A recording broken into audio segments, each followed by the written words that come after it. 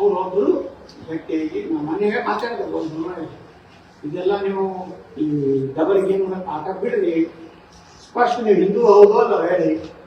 ನಾವು ಹಿಂದೂ ಸನಾತನ ಧರ್ಮದ ಒಂದು ಭಾಗ, ಲಿಂಗಾಯತ ಆಗಲಿ ಮೀಸಲು ಯಾವುದೋ 4 ಮಠಾಧೀಶ ಹಾರ್ಯಾಗ ಏನೇ ಆಗಿ ಮುಖ್ಯ. ಆದ್ರೆ ನಾವು ಗಟ್ಟಿಯಾಗಿದ್ದೀವಿ. ಸನಾತನ ಧರ್ಮ ಉಳಿದ್ರೆ ಭಾರತ ಉಳಿದಿದೆ.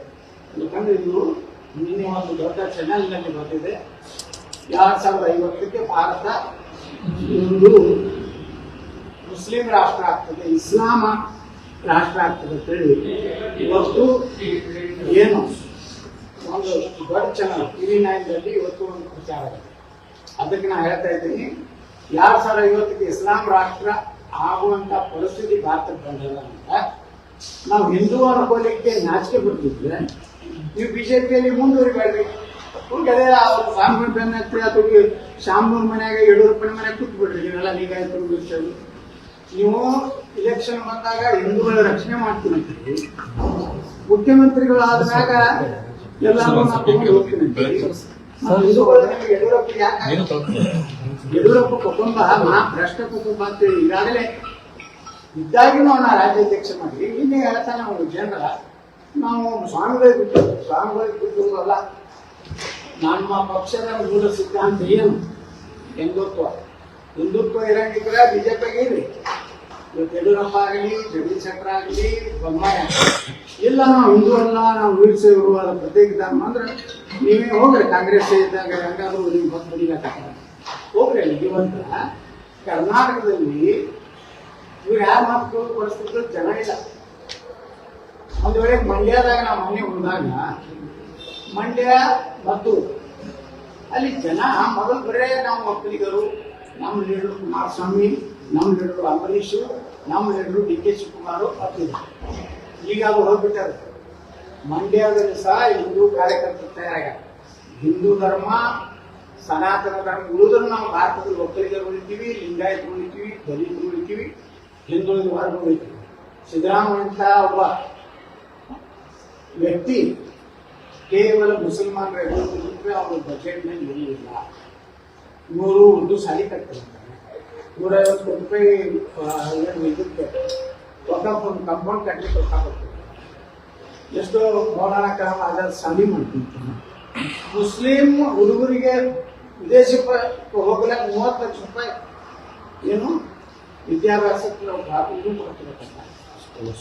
ಮುಸ್ಲಿಂ ಹೆಣ್ಮಕ್ಳಿಗೆ ಆತ್ಮರಕ್ಷಣೆಗಾಗಿ ಕರಾಟೆ ಕಲಿಸ್ತಿರ್ತಾರೆ. ನಾಚಿಕೆ ಆಗೋದಿಲ್ಲ. ಇಂಥ ಒಬ್ಬ ವ್ಯಕ್ತಿ ಇರುವಂತ ಕಾಲದಲ್ಲಿ ಒಂದರೆ ಹಾಲಮತ ಸಮುದಾಯದವರಿಗೆ ಏನಾದ್ರು ನಾನು ಒಂದು 10 ಲಕ್ಷ ರೂಪಾಯಿ ಒಂದು ಕುರಿಗಾರಿಗೆ 3 ಕುರಿ ಇದ್ದಾನೆ 10 ಲಕ್ಷ ಕೊಡ್ತೇನೆ, 1000 ಕುರಿ ಇದ್ದಾನೆ 50 ಲಕ್ಷ ಯಾವ್ದು ಸ್ಕೀಮ್ ಇದ್ರೆ ಯಾವ ಮತದಿಂದ ಹೊಂದಿರಿ ಆ ಮತಕ್ಕೆ ಅಪಮಾನ ಮಾಡಕತ್ತೀರಿ.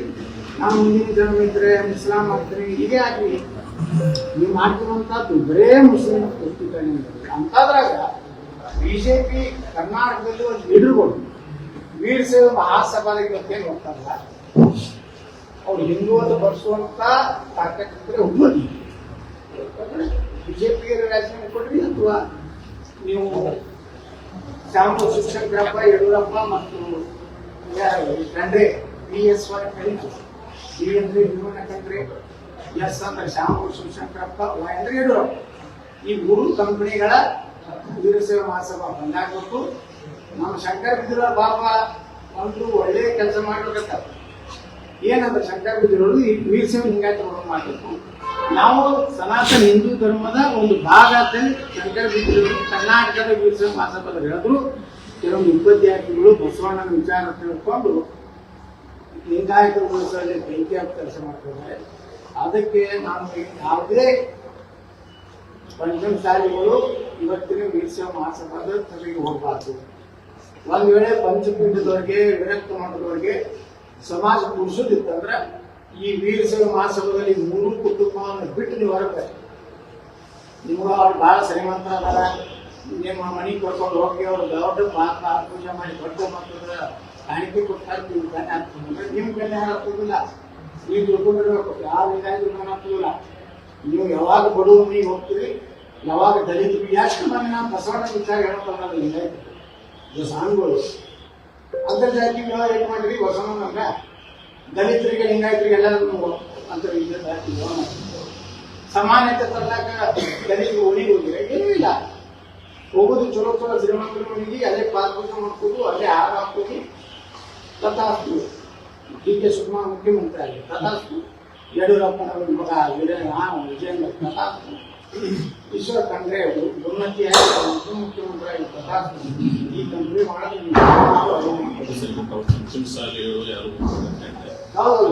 ಸ್ವಾಮೀಜಿ ಹೇಳ್ತಾರೆ ಲಿಂಗಾಯತ ಧರ್ಮ ಅಂತ ಬರೆಸ್ರಿ, ಪಂಚಮಸಾಲಿ ಜಾತಿ ಬರೆಸ್ರಿ ಅಂತ ನಿನ್ನೆ ಹುಬ್ಳಿ ಹೇಳಿದ್ದಾರೆ. ನಾನು ಹೇಳ್ತೇನೆ, ಜಯಮುಖ ಸ್ವಾಮಿ ಹೇಳಿದ್ದಾರೆ. ಜಯಮುಖಂದ ಸಾಂಗ್ಗಳಿಗೆ ಸ್ಪಷ್ಟವಾಗಿ ನಾವು ಹೇಳಿದ್ದೀವಿ, ನೀವು ಹಿಂದುವಂತೆ ಬರೆಸಬೇಕು, ಲಿಂಗಾಯತ ಪಂಚಮಸಾಲಿ ಬರೆಸಬೇಕು.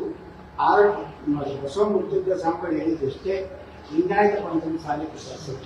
ಇಲ್ಲಿ ಜಾತಿ ಪಾಲನೆಯಲ್ಲಿ ಧರ್ಮ ಪಾಲನೆಯಲ್ಲಿ ಹಿಂದೂ ಬರೆಸಬೇಕು.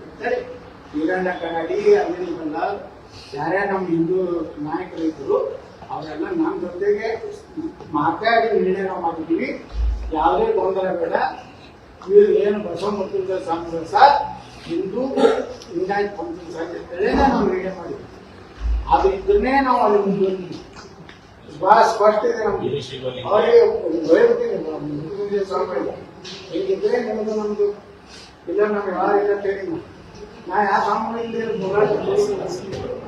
ಹಿಂದೂ ಶಬ್ದಕ್ಕೆ ಯಾರು ವಿರೋಧ ಮಾಡ್ತಾರೋ ನಮ್ಮ ಸ್ವಾಮಿಗಳಲ್ಲ. ಮುಗಿತಲ್ಲಿ ಕ್ಲೋಸ್ ಆಯ್ತಲ್ಲ.